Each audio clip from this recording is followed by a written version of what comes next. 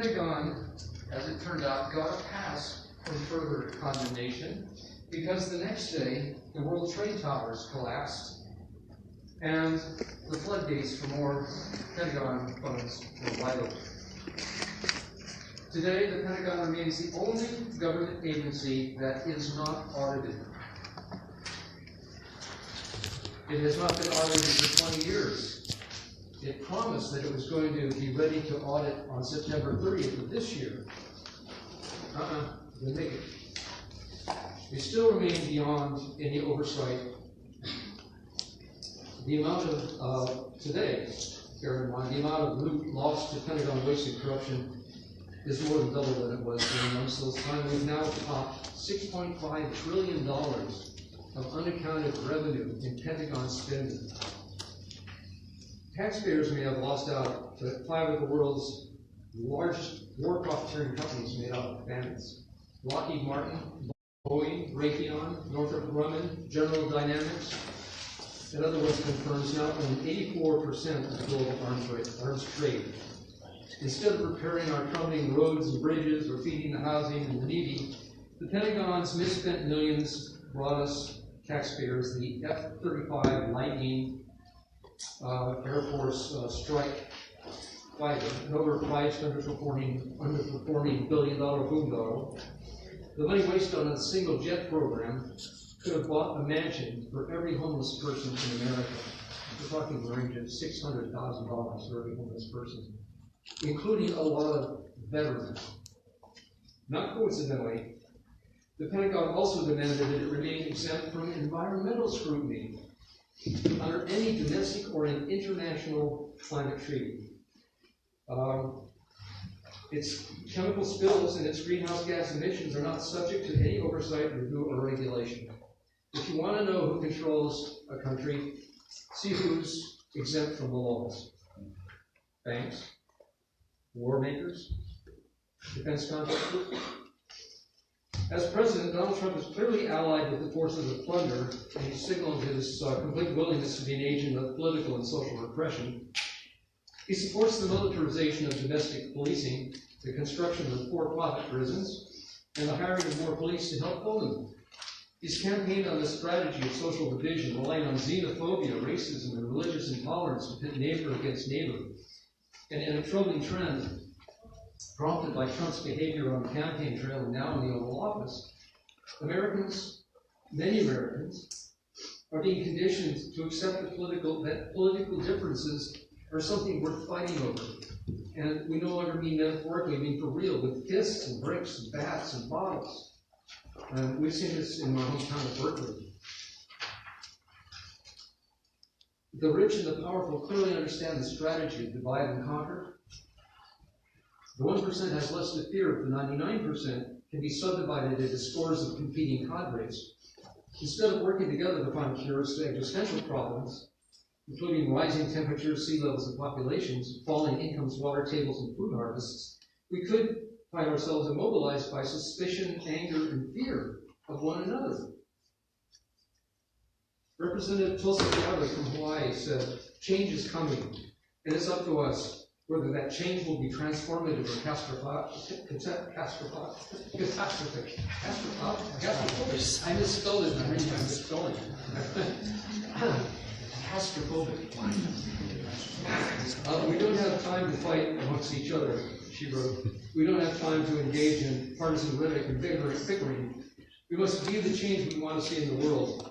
The future of our people depends upon it. So instead of fortifying our cities and neighborhoods with police and surveillance, we need to forge coalitions. We need to find common ground solutions to defending and protecting the common ground that supports all life. Instead of promoting competition and fighting to win, we need to exercise compassion and learn how to cooperate to survive." Our hope is that this collection of essays will illuminate economic, political, and cultural drivers of perma-war, deepen the cascading dangers of terroricide, and provide guideposts and goals for achieving equilibrium. And that is the pursuit of pathways to peace. A human presence on Earth, once again, should be in balance with nature. one way or another, our planet is being transformed. So let us all strive together for a peaceful, just, and sustainable future. Thank you.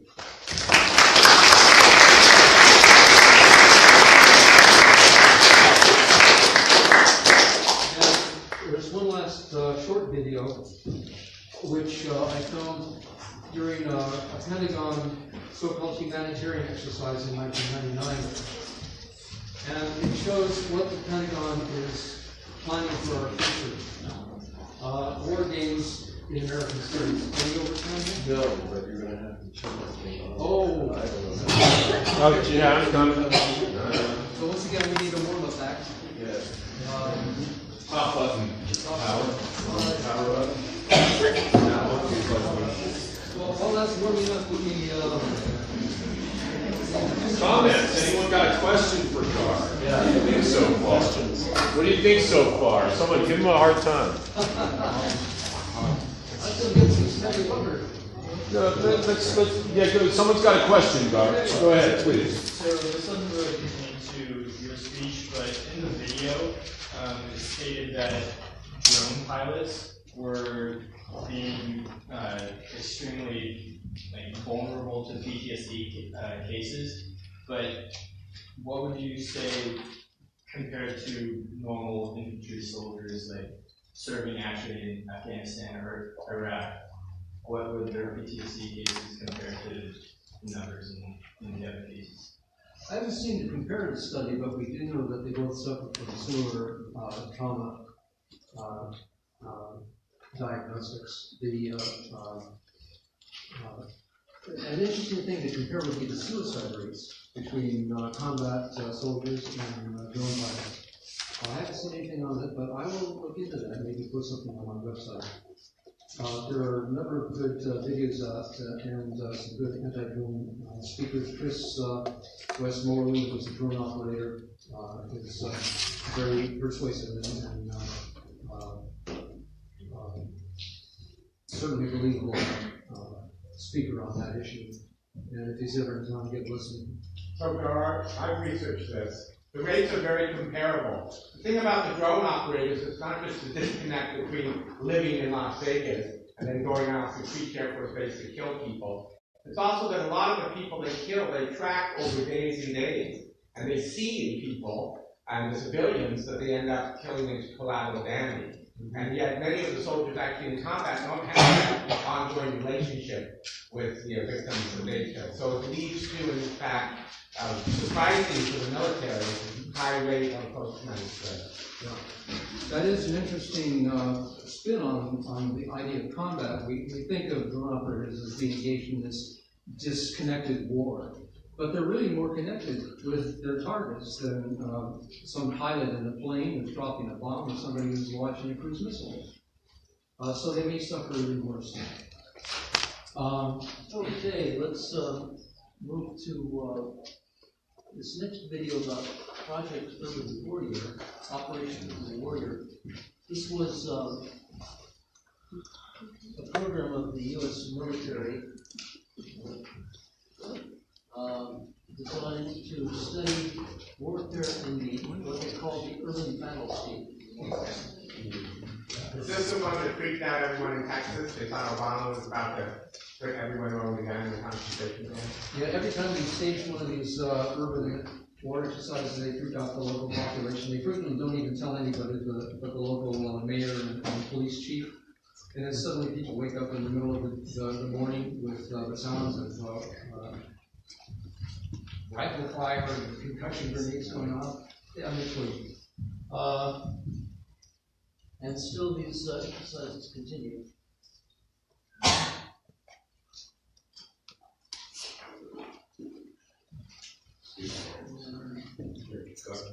Yeah.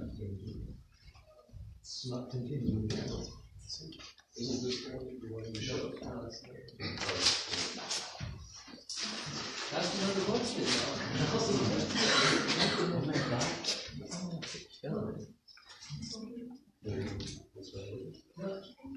Okay, it's dead in the water.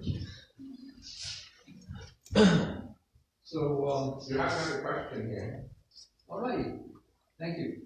We statistically live in it's the most peaceful time in the history, so pessimists are optimistic that it will stay that way into the future. The most peaceful time in human history? Statistically, you're least likely to die from conflict nowadays. So That's I actually think that will one of the ironies. The percentage of deaths from military action is down. But it's a little misleading because the population is growing so much that there are actually more bodies to count, and there's a smaller percentile from the total. The wars that are happening are not happening all over the world, not being conducted by the majority of nations on Earth. It's a small coterie of countries that are engaged in this. This just came in the mail yesterday from the Press Committee on National Legislation. It's a graph that shows who's involved in war on this planet. This is the United States. The dark blue on the bottom top is our NATO compatriots. This is the other armed nations on Earth. The top line is North Korea and Iran. The next two bar lines, that's Saudi Arabia, followed by Russia, and India, which just actually has slightly more involvement than even Russia, oddly enough. And at the bottom we have, of course, China, of course, as you would say, rival. And over here, here's the rest of the world. And it's very clear who's running the business of destruction and death on this planet these days. It's the industrialized West.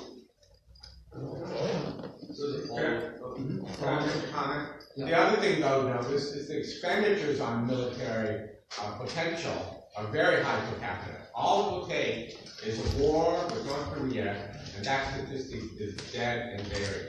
It's true, there's been a decline of violence, both domestic violence and human violence in communities and war over the last 1,000 years, but we're on the verge of destroying that statistic. War with Korea, people estimate, is from 25% to 75% possible. And if you looked at the news yesterday, the leading Republican in the Senate was saying, we're ready to go to war, Trump's ready to go to war, this gentleman is ready to go to war, and North Koreans are ready to go to war. So this is something to worry about. Something that most of us Americans no longer recollect or never learned, but the people of North Korea have never forgotten, is the 37-month bombardment that was conducted on their country in the 1950s. The U.S. dropped, I think it was something like 668,000 tons of bombs and napalm on the country. They destroyed 72 cities, 1,000 hospitals, 5,000 schools, 600,000 homes, and killed possible 30% of the population. Most of the survivors had to survive by living in underground caves. So they have good cause, people in North Korea, to be concerned about the United States and its intentions. Far more than the other way. Yeah. And also in terms of missile tests, be aware we test missiles from Vandenberg Air Force Base down. You see Santa Barbara is near there. I went there when we started protesting against missile tests there. Almost every month we launch an intercontinental ballistic missile that goes to the South Pacific, the Marshall Islands, where we created nuclear havoc there. And so whenever we're saber rattling against North Korea, I just think it's turned the truth on its head. Yeah. We destroyed 80% of their infrastructure and dams, crimes against humanity we committed, and yet we're acting like they're threatening us. Yeah. So you're not. Well, I don't know why this is a Quite honestly, it seems. Gar, is this something that's available online? I think I've seen Yeah, it actually is online. I can send a link out if you can't get it to work. Yeah, the title is Urban Warrior in Base San Francisco. Unless somebody knows how to unfreeze maps, I forget. It's not true. Yeah. Carry on. More questions? Yeah, let's go into questions.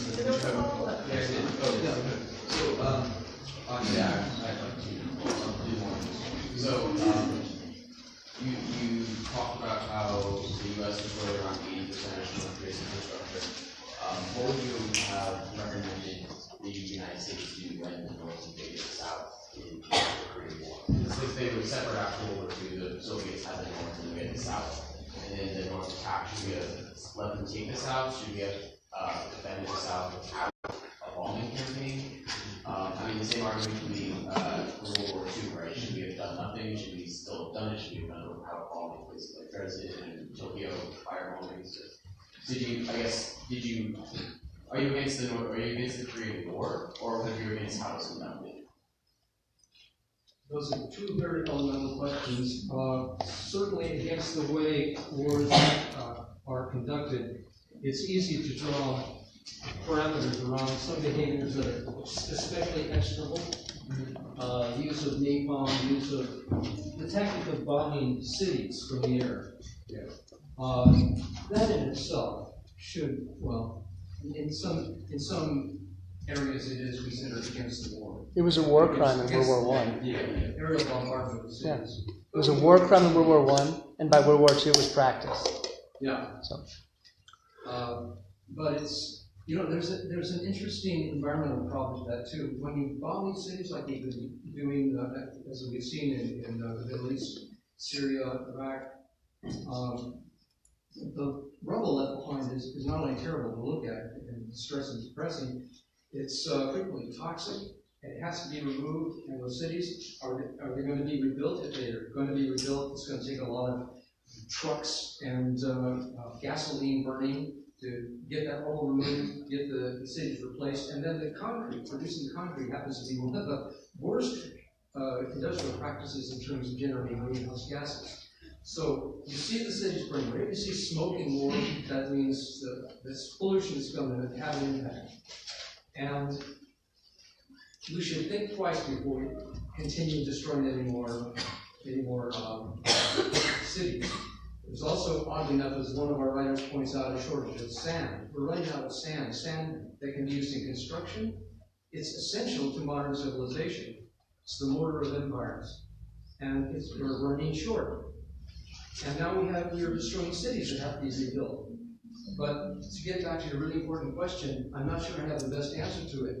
I'm an anti-war activist, so I don't just pick and choose, but it's difficult to say, what do you do if you're being attacked? Don't you have a right to self-defense? Yes, you have a right to self-defense. I've been a nonviolent activist, and I have a lot of heroes who are in the nonviolent movement, who are willing to take blows rather than turn them back. And I know from personal experience that it can work. I've had people come at me with their fists. I've taken blows, and instead of responding, I've engaged with them. And in some cases, they've taken me out for a drink. And how can committing war crimes be considered self-defense? How can committing war crimes be considered self-defense? At some point, it goes too far and can't be considered defensive, I would think, right? No, I can't imagine any equation between those two terms. They're polar opposites. Well, I guess it does raise an intended issue. What form should self-defense take? Now, I was talking about nonviolent self-defense. If I were to return the blows with blows of my own, we would have had a fist fight. And war is just a very large-scale fist fight. And how it ends is only dependent on an individual's stamina and the fate of temporary physics. Who swings at the right moment to get the greatest impact. Ideally, we'd like to avoid war altogether. There are organizations that have been trying to solve this problem for a long time. I'm currently with an organization called World Beyond War, which has thought about this quite a bit, and has put together a number of strategies in this book. And there's also a film, a documentary called No Force More Powerful, I believe, which talks about the ways in which nonviolence at the local and national levels have changed the course of history. India is one of the most frequently cited examples. In the civil rights movement of the American South, nonviolent response is what really turned the hearts of Americans and their minds open to the suffering and the injustice in our country. Had the people responded with burning crosses of their own, we wouldn't have gained anything. So, my preference is no more burning crosses, no more burning cities, no more crucified children, no more war. And there are strategies to avoid it. We have the United Nations. We have the Kinase-Leggett Pact. The United States actually signed this in the 1920s. It outlaws war. As far as I know, as far as anybody can tell me, the pact is still in effect, and the U.S. as a signatory is still in theory bound by it, not to advance the wars. Now you have a series of presidents who have expressed the idea that America is an acceptable country. As Obama said, I believe in every part of my fiber of my being that the United States is an exceptional nation. George Bush put it a little differently when he invaded Iraq. Actually, both Bushes did. George H.W. Bush and George W. Bush both essentially stiffed the United Nations and saying, we don't need your permission. We can do it because we want to do it, and we're going to do it. And they did it. But it was illegal. And they're all war criminals. And if we had more people identified as war criminals and put behind bars, we might have fewer wars. So that might be one thing to look at.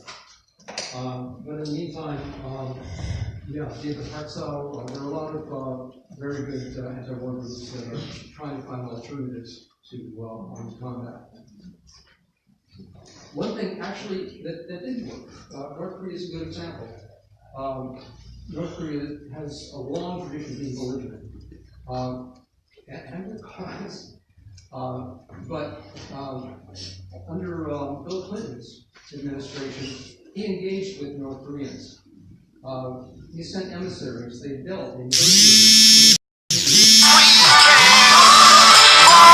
The war games that was constantly easy to kind of poke North Korea in the eye, and we're still doing it. And he said, we will stop our nuclear program if you cease the war games. And the Clinton administration said, we can try that. And sure enough, the North Koreans stopped their reprocessing operations for nuclear fuel. They dismantled their reprocessing plant, and they were on track to move even further away from the nuclear program. The only reason they have their nuclear program, as they have said again and again, is because they feel threatened. Clinton put this argument to the test. He removed the threat, and they changed their behavior. Why didn't that go any further? Because there was a change in government. George W. Bush became the next president. He took a look at the situation in Korea and said, I'm not going to negotiate. He put an end to the program. He wanted his war games back. And the Koreans went back to producing nuclear fuel and weapons. So negotiation does work. Are there any other questions? All right, so let's give Gar one more round.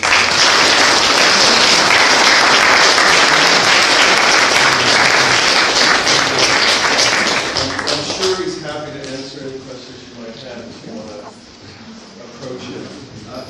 Use that list, that signage.